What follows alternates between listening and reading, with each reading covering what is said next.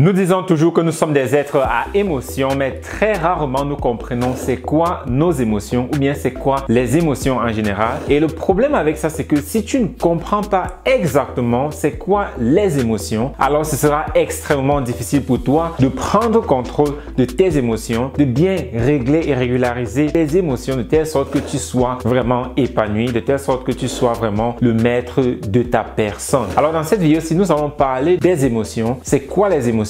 D'où est-ce qu'ils viennent et comment est-ce que toi qui regardes cette vidéo, tu peux faire pour vraiment prendre le plus de contrôle sur tes émotions que possible. Alors sans plus tarder, nous allons d'abord commencer par c'est quoi une émotion. Et dans cette vidéo aussi, je vais majoritairement parler des émotions négatives. Le stress, la colère, la frustration, l'anxiété et le sentiment de paresse. Oui, la paresse c'est aussi une émotion ou bien encore le sentiment de procrastination. Parce que la procrastination en elle c'est aussi une émotion. Alors pour comprendre c'est quoi les émotions, tu as sûrement observé, si tu l'as fait, que majoritairement, quand tu commences à ressentir ces émotions-là, c'est parce qu'il y a des choses que tu ne comprends pas. Si nous prenons la frustration par exemple, quand tu commences à être frustré, c'est parce qu'il y a quelque chose que tu ne comprends pas et par conséquent, ça génère énormément de la frustration à l'intérieur de nous. Donc ça veut dire les émotions en général, tu peux voir ça comme des choses dans la vie que tu ne comprends pas et par conséquent, cela génère toutes ces émotions-là à l'intérieur de toi. Donc si nous regardons maintenant sur l'origine des émotions, nous avons ces émotions-là primairement parce qu'il nous manque un certain mot, il nous manque un certain vocabulaire ou bien il nous manque une certaine éducation. Il y a quelque chose que nous ne comprenons pas. Voilà pourquoi nous ressentons ces émotions-là. Si vous prenez le cas par exemple d'une maman qui est en train de parler à son enfant, mais son enfant n'écoute pas, alors elle est en colère, elle est frustrée, c'est parce que là, dans cette action-là, elle se sent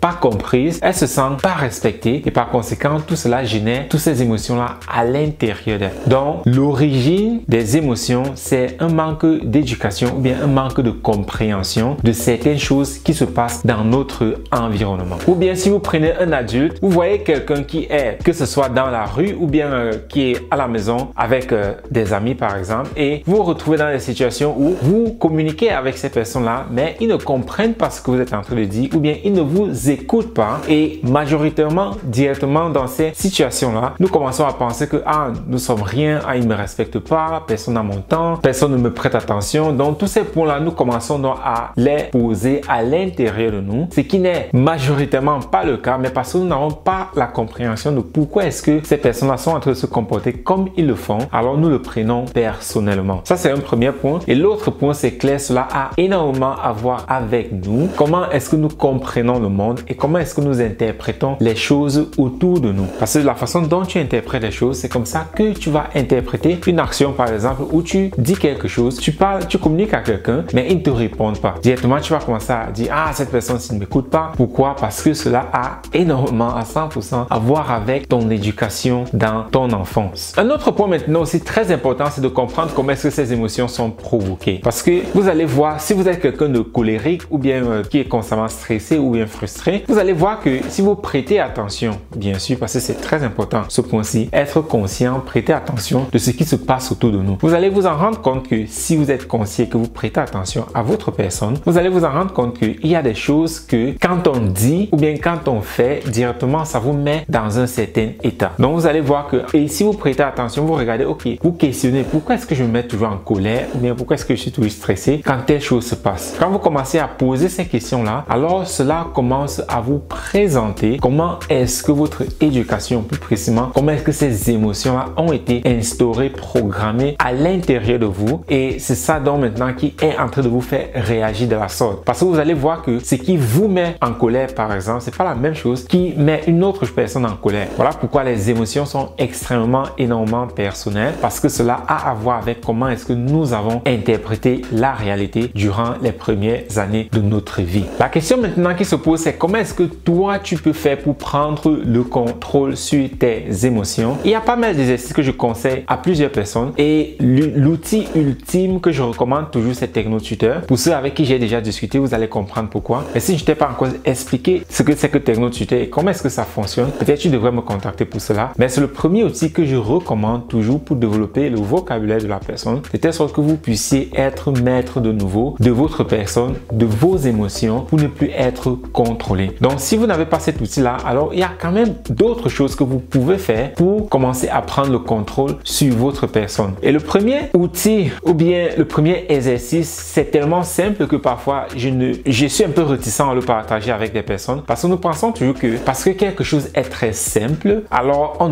ça ne marche pas. Mais c'est très loin de ça en fait, c'est très loin de ça. Alors la première chose, c'est quand vous vous retrouvez dans ces états émotionnels, la première des choses que vous pouvez faire d'abord, c'est arrêter et respirer. Très simple, mais nous ne parvenons toujours pas à le faire parce que nous disons oui, j'ai compris, prochainement je vais le faire, mais nous nous rendons toujours compte quand le moment est déjà passé, quand nous avons déjà déversé notre colère soit sur nos enfants ou bien sur nos amis et nous sommes maintenant je n'aurais pas dû faire ça, nous sommes dans le regret. Donc la première des choses, quand vous commencez à ressentir de la colère à l'intérieur de vous, alors c'est d'arrêter complètement et de respirer. Ça c'est le premier exercice. Arrêtez tout et respirez. Prenez une bonne bouffée d'air, respirez et reprenez le contrôle sur votre personne avant de continuer à discuter. Donc ça, c'est le premier exercice que vous pouvez faire. Et le deuxième exercice que vous pouvez faire, c'est de prendre une feuille de papier et d'écrire sur cette feuille-là tout ce que vous ressentez, toutes les pensées que vous êtes en train de penser présentement et aussi tous les souvenirs qui vous viennent à l'esprit. Si nous prenons par exemple quelqu'un